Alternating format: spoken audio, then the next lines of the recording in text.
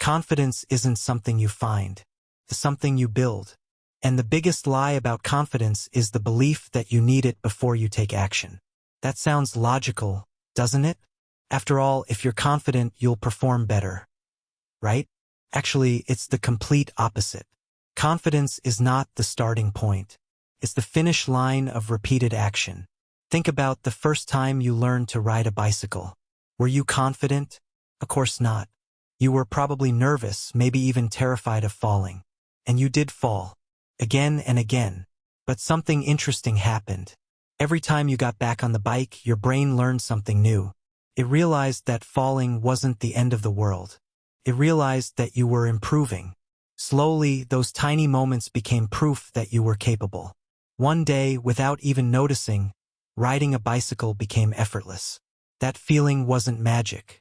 It was confidence built through experience. The same thing happens with almost every skill in life. Nobody is born confident enough to give speeches in front of hundreds of people. Nobody starts a business without doubts.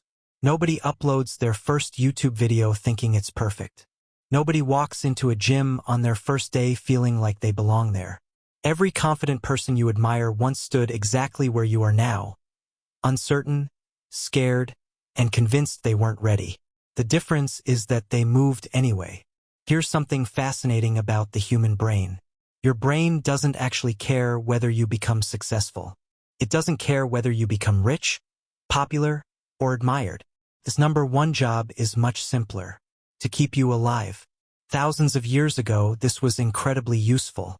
If you explored an unknown place, there might be predators. If you stood out from the group, you could become a target. If you took unnecessary risks, you might not survive. So your brain evolved to avoid uncertainty.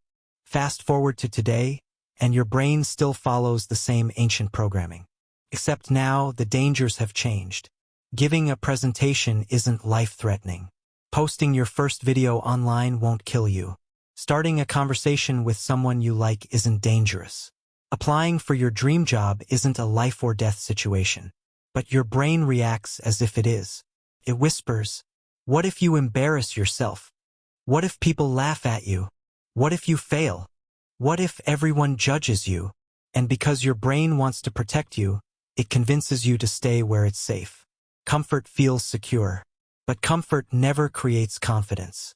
Growth always begins with discomfort. There's a simple pattern behind every confident person you've ever met. It looks like this. Take a small action. Gain a small victory. Your brain collects evidence. Confidence increases. Then you take a slightly bigger action. Notice something? Confidence appears after action, not before it. Imagine someone who is terrified of public speaking.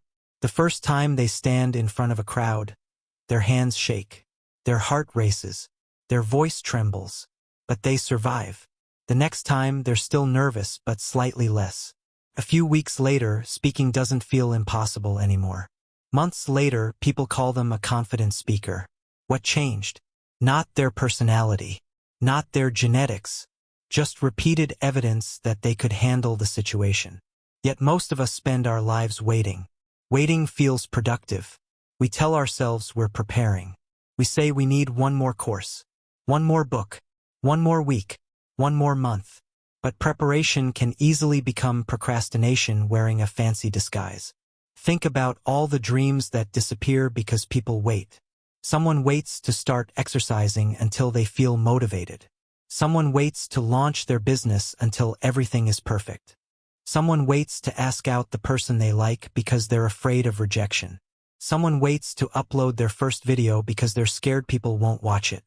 Weeks become months. Months become years. Nothing changes.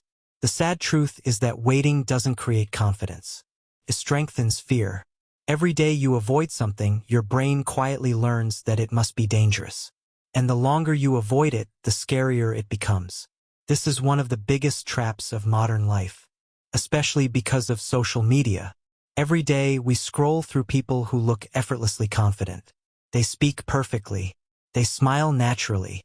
They seem fearless. But you're only seeing the final version. You're not seeing the hundreds of failed attempts. You're not seeing the deleted recordings. You're not seeing the nights they doubted themselves. You're not seeing the rejected opportunities. You're not seeing the anxiety before they hit the upload button. You're comparing your beginning to someone else's highlight reel. That's an unfair comparison. Even the people you admire still feel fear. The difference is that they don't wait for fear to disappear before acting. They simply refuse to let fear make their decisions. There's another misunderstanding that keeps people stuck. People often confuse confidence with courage. But they're not the same thing. Confidence is believing you can do something. Courage is doing it even when you're not sure you can. Which one comes first? Courage. Every confident person was once simply courageous. They acted before they believed in themselves. Over time, those repeated actions turned into confidence. That's why courage is far more valuable than confidence. Because courage creates confidence. Waiting for confidence creates nothing. Many people also chase motivation.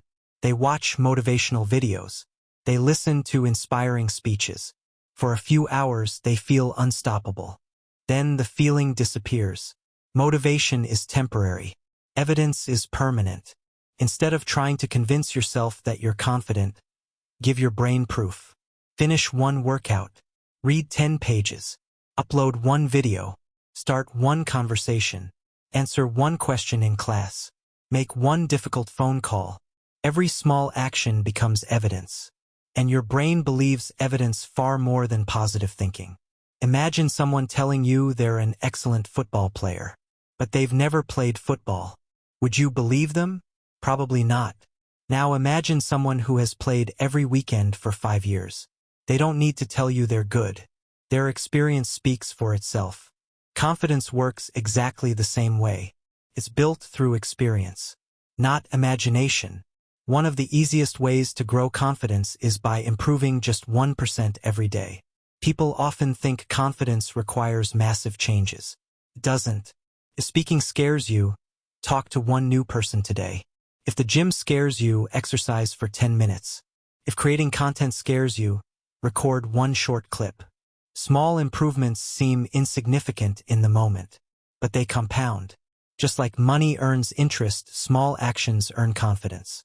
You won't notice dramatic changes tomorrow, but 6 months from now, you'll be amazed by how different you feel. Confidence grows quietly. It's like planting a tree. You don't notice it getting taller every day, but one day you look back and realize how much it has grown. Here's something even more surprising. Failure doesn't destroy confidence. Avoiding failure does. Think about two different people. The first person never takes risks. They avoid failure at all costs. The second person keeps trying even after failing. Who becomes stronger? The second person. Because they discover something important. Failure is survivable. Every failure teaches your brain that mistakes are temporary. You recover. You learn. You improve. And once your brain realizes that failure isn't fatal, fear begins to lose its power. Maybe you've been waiting for the perfect moment. Maybe you've been telling yourself that next month you'll finally start. Maybe you've convinced yourself that you're just not a confident person. But confidence isn't a personality trait. It's a collection of promises you've kept to yourself.